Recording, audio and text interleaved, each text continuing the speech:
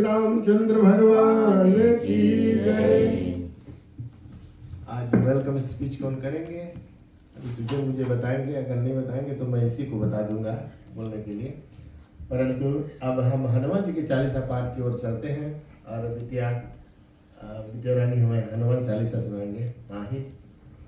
और आप सब जानते हैं कि आज नवीन भाई शैली जी अपने माम के साथ में, वैसे तो हमारे साड़ू के माम है, पहले इधर बच्चे से पहचाने जाते हैं, तो कल हम भूल गए थे बताने के लिए, लेकिन आज बोल देते हैं। एक तरफ नवीन भाई हमारे आज के प्रमुख जजमान हैं अपने 3 बच्चों के साथ में और सासू माँ के साथ में, और उधर हमारे साड़ू भाई जो नवीन के साला है, तो वो अपने दोनों बच्चों के साथ, और सामने जो दोनों को गाइड करते रहते, तीनों को गाइड करते रहते हैं, उसके हमारे साली जी भी बैठे हैं। तो बच्चों को स्वागत करते हैं करतल ध्वनि से। अब चलते हैं हनुमान 40 के पाठ करते हैं। आप सब जानते हैं हनुमान 40, और आप भी अगर मिल करके गाएंगे तो बड़ी अच्छी होगी। चलते हैं विद्या रानी।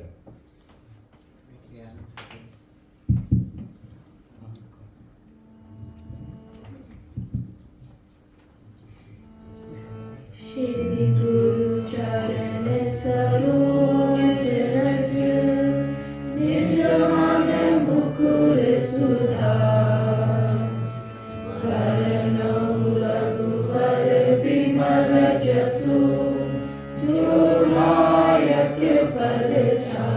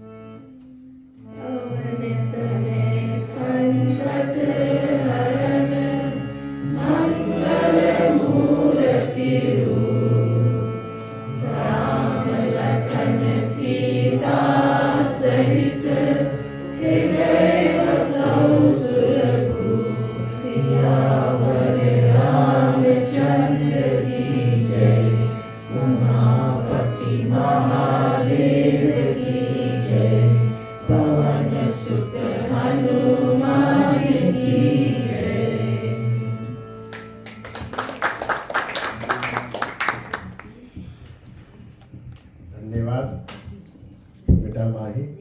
और अब हम स्वागत के दो शब्द हम सोचता घर से बाहर कहाँ जा कर के किसी को खोजे या आप दो शब्द कहें। और अगर किसी को अपने बच्चों को ट्रेन करना है तो पहले तुम इधर संपर्क करो या मुझे भी संपर्क करो, ताकि शैली और सुचेत शर्मा हमेशा यही चाहते हैं। तो इस समय हम लोग सीनियर मंडलियों को बगल कर दीजिए, तो बाकी सब जो ऑनकमिंग जनरेशन्स है वो अपने पूरी शोल्डर्स पर फुल रिस्पॉन्सिबिलिटी ले करके परफॉर्म करें। वो यही कारण तो आरती और नवीन इधर आए कि बच्चों को अपॉर्चुनिटी से मिलेगा तो माँ बाप खींचे चले आएंगे। तो और ये सबसे बड़ी बात है, माँ बाप यही चाहते हैं कि उसके भविष्य जो है उनके बच्चे में है और आगे चल करके वो परफॉर्म करता रहे। इतना ही नहीं सिर्फ घर में गाए बल्कि स्टेज पर जा कर के गाए। और स्टेज पर बैठ कर के जो फीलिंग मिलती है भाई, क्योंकि आदमी पहले प्रधानमंत्री के रह चुके हैं, उसके बाद में उसकी बताया लिख लो भैया छोड़े वाला नहीं है, क्योंकि वो पोजीशन का प्रभाव है। तो एजुकेशन के बारे में बच्चे लोग बोलते हैं, मैं जानता हूँ सुजय शर्मा भी गुनगुना रहे हैं, उनके मैं क्या बोलना है।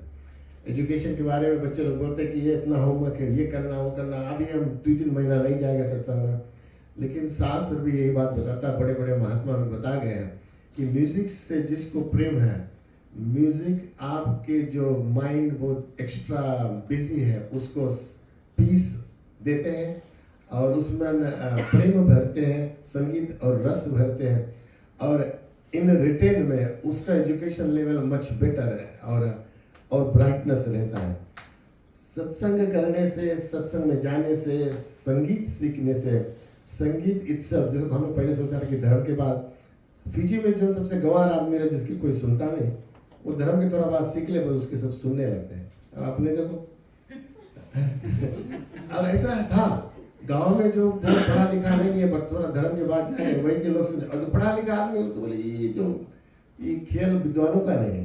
लेकिन जब इस देश में आए, यहाँ से फिर भारत तक कनेक्शन बनी, तो पता चला कि यही धर्म की जो बात है, धर्म की जो क्रिया है, जो गाने में फिजी में एक और एक जरिया नमूना के कारण बहुत लोग बाजा बजाए सीख लिए, नमूना के कारण बहुत लोग रामायण गाए या प्रचार सीख लिए। लेकिन वो जरिया नहीं होनी चाहिए। भगवान की प्राप्ति के हेतु, सत्संग के हेतु, जीवन में कामयाबी यही जरिए। उस दिन सत्येंद्र शर्मा को उसकी पत्नी ने बड़ी सुंदर डायलॉग लिख करके दिए थे, वो 10 चीज था लेकिन उन्होंने सिर्फ 3 डिलीवर किया। और उसमें ये था दान करने से धन की शुद्धि होती है। मैं तो बताता सिर्फ शुद्धि ही नहीं बल्कि इस शुद्धि उनका होता है जो ठूस ठूस कर रखते हैं। सत्यन को अच्छा से मालूम, आप स्टेज में सीलिंग इसकी सिंक को लगा। जिसके पास धन है उसकी वृद्धि के लिए और बड़ी बात है नहीं, तो दान करने से धन की वृद्धि होती है। ये सुजन शर्मा ने दिखाया है, हमको बताया नहीं। और ये एक दिन जो कोई प्रोफेशनल इससे पूछेगा तो बताएगा कि यज्ञ करने से क्या होता है, पूजा पाठ करने से क्या होता है। और अगर अपने मुंह से ओपनली बोले तो उसको लगेगा कि ये बड़ा ही हो रहा है। लेकिन जो देख रहे हैं इससे पता चलता है दान करने से, अच्छे गुरुजनों की छाया में रहने से, भगवान के कनेक्शन बनाने से जीवन में किस तरह से कई तरह से कल्याण होता है। तो मैं बता रहा था स्टेजिंग, बच्चे लोग जो स्टेज पे जा रहे हैं आज स्टेज छोड़ करके वो डेनिडन जा रहे हैं, कोई यहाँ पर डॉक्टर बन रहा है। और ये सब थ्रू बेटा के हिंदी स्कूल भी हो रहा है, यह सत्संग की ओर से हो रहा है, यह जो बाजा की ओर बढ़ रहे हैं, जो माँ बाप के जो संस्कार है उसको अडोप्ट कर रहे हैं और जो सच्ची बात क्वेश्चन कर रहे हैं। गुरुजी से हम जो नहीं जानते हम गुरुजी से पूछते हैं। कभी कभी वो एक्सप्लेन एक बार करते हैं, वो हमारी समझ में नहीं आती क्योंकि वो हमारी समझ के स्टाइल में, लेकिन जब कथा में वही चीज़ को फॉलो करते तो दूसरी तरह से चिपक जाती है। तो कई ऐसी बातें हैं। हम सुजीन शर्मा जी के मुखारबिंदु से स्वागत के 2 शब्द सुने। आप सभी को मेरा प्यार भरा जय श्री सीताराम। बहुत बहुत धन्यवाद जीजा जी, आपने बहुत अच्छी तरह से बच्चों के बारे में बताया कि हमें जो हमारा उम्र जो बढ़ नहीं रहा है, हमारा उम्र घट रहा है। भले नंबर थोड़ा बड़ा होता है लेकिन उम्र घट रहा है हमारा। तो अगर हम बच्चों को आगे ना करेंगे तो हमारा ये जीवन क्या फायदा। हम फीजी छोड़कर जब आए तो हमारे पास ये कुछ नहीं था, गाना बजाना कुछ भी नहीं, और हम यहाँ आकर सीखें और अपने बच्चों को सिखा रहे हैं ताकि वो स्टेज पर आकर इसी तरह गाए बजाए और अपने माता पिता का दिल में वो संतोष प्राप्त कराएं और उसी समय भगवान का जो भक्ति है, जो कीर्तन भजन, वो गाए। तो गुरु जी के चरणों में मेरा प्रणाम। आज चौथे रात्रि की इस पावन पवन पुत्र हनुमान जी की कथा, हनुमान जी जो मेरे प्यारे इष्ट देव हैं, उनकी कथा सुनने को हम सब आए हुए हैं और कुछ नए चेहरे हमें देखने को मिलते हैं आज। उधर हमारे प्यारे रविन अंकल जी, रविन प्रताप जी, आपका स्वागत है। सतीश भाई अंकल जी आए हुए हैं, आंटी जी और भाभी जी भी, और फ्लैटबुश से आए हुए हैं राज भाई और संध्या जी।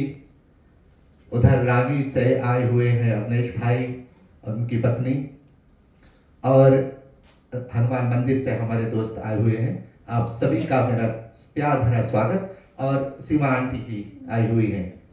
आप सभी को मैं स्वागत करता हूँ। राज भाई आपका स्वागत है, अभी फीजी से घूम कर आए हैं, लंबासा गए हुए थे सब। आप सभी को मैं स्वागत कर रहा हूँ।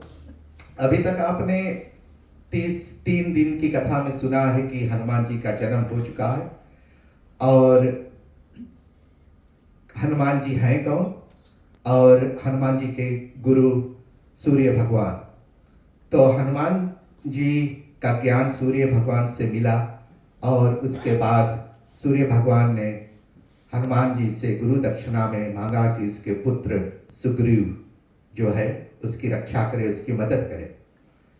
तो अभी से लेकर आगे तक जब तक हनुमान जी सुग्रीव से मिलेंगे, उसके दरमियान क्या होगा, गुरु जी हमें आज या कल में, 2 दिन में या एक ही दिन में हमें बताएंगे। फिर हम और आगे बढ़ेंगे इस पावन कथा में। गुरु जी बहुत समय ना लेते हुए चलते हैं। जय सिया राम।